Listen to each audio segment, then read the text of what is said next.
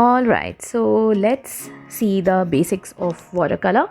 And before we start, let's activate the color by dropping few drops of water on the watercolor cakes, and by the time the color activates, we set up our table with the supplies. So basically we have different type of washes in watercolor. First one is wet on dry. Now, as the name suggests, it's the usage of wet color on a dry surface. Pretty simple, isn't it? So here my paper is dry and I load my brush with this color. You can use round brush also for this. And there I lay the color on my paper, and can you see the streaks? Can you see the brush strokes?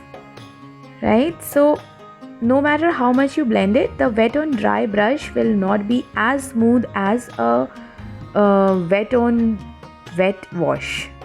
Alright, so here we move on to the wet on wet wash, and as the name suggests, here we first wet the surface. So I am wetting my paper with water, and on that I will go with some color. I'll drop in this yellow, and you see the color starts to spread. Immediately it touches the wet surface, and as you see, the blending here is pretty smooth. So it's not only the water we have to wet the surface with.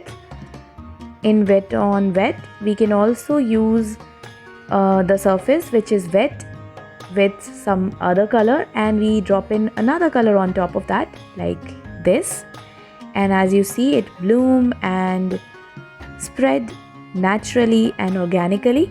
That's the beauty of watercolor. So here the blending is very smooth in wet on wet. Alright, now this one here is a flat wash. There's another wash that's called a graded wash, which has a gradient of color. Let's see how that goes. Here I'm using single color for the graded wash, and I'll show you how to use two colors also. But first let's see the single color graded wash. So here I load my brush. It's a dry surface, and I make a streak of color. I use lots of pigment in the beginning, and then I wash off my brush, and with the clean damp brush I just pull this pigment down. So it can be from up to down, or it can be from down to up. There's a gradient, as you see, from dark to light, and I drag it down until it becomes almost colorless. Alright, so that's a clear gradient of color from dark to light, like that. Now let's see how we can use two colors for the gradient. That's called a variegated wash, where we use two colors for the gradient. So here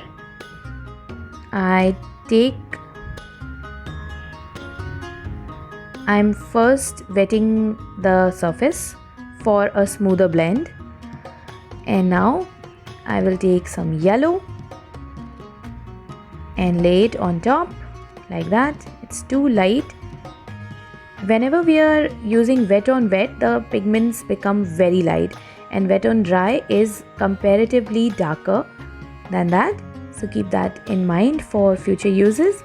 And now I add some Sennelier red below the yellow, and now with the damp brush I'm blending the two colors, like that. So I feel the yellow is still very light.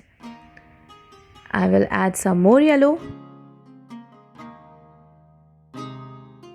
and like that, with left and right movement, I will blend the two colors, and that's the variegated wash.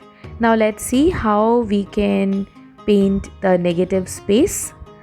So negative space is negative space painting is when we paint around the shape, around the surface. We are not actually painting the shape we have to highlight, which is our subject. We are painting around it. So here, if I were to make a circle, I'm not painting the circle actually, I'm painting around the circle, and in a way highlighting that circle also. So you can see the circle over here, but I have not painted it.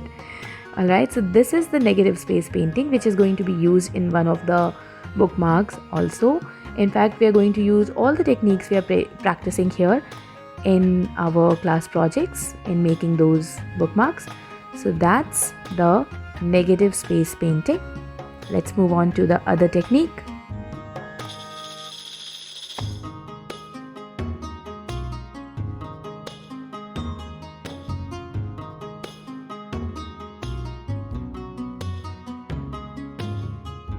So here we have covered all the basic washes of watercolor. Now let's move on to the brush strokes part. So load up your round brush with any color and observe the way I'm holding the brush and where I'm holding the brush. So right now I'm holding it very far from the tip, and I'm using the belly of my brush, so it's almost flat on the paper, and that's when I get this wash. And when I hold it a little closer and use the tip of the brush, I get these thin lines. And when I hold it very close to the tip and use it at a 90 degree, I get these really thin lines, just like a pencil. It works. Alright, so practice these strokes. Hold the brush at different points and hold the brush at different angles and see what you get. Next, just touching the surface of the paper with your brush. So when we touch it with the tip of the brush, we get these dots, and when we touch it with the belly of the brush, we get this teardrop like shape. So practice all these marks and all these strokes, and you'll get more confident and better at it. Now let's use the flat brush. Again, the same thing. I'm using is almost flat on the surface, and that's when I get this kind of wash. But if I hold it really close to the tip and hold it at a 90 degree, I get this thin line like that. You see this? Now let's see what marks we get using the flat brush.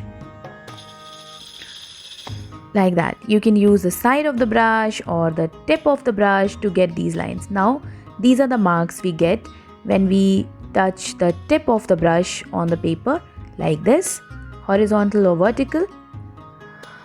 So this is it about the brush strokes and the marks. Now let's see some texture. Alright, how we create texture in watercolors. So here I am again giving a flat wash on the paper and using the Q-tip I will lift some color. So the Q-tip is absolutely dry, and I just touch it at different places, and you see we get this bokeh kind of effect. This is called lifting. We can also use a tissue to lift the color. We can also use a damp clean brush to lift the color.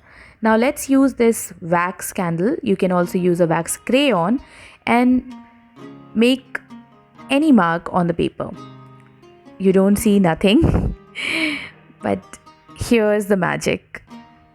Now put the color on it and you see something, right? So that's another texture we can create very easily with watercolor.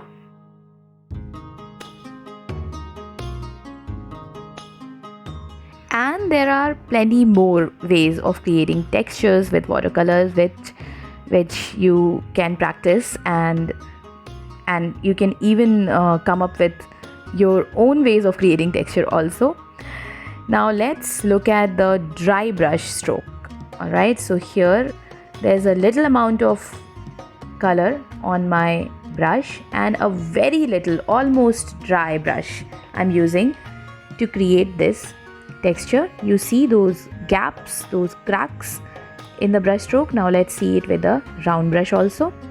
So I'm dabbing all the water, and you see, not smooth. These brush strokes are very they have texture. We can see the white gaps. Right, so this is the brush stroke, dry brush stroke, and we use it for depicting grass or texture in our paintings. So that's about it. Practice all these techniques and tips, and when you feel confident enough, join me in the next lesson.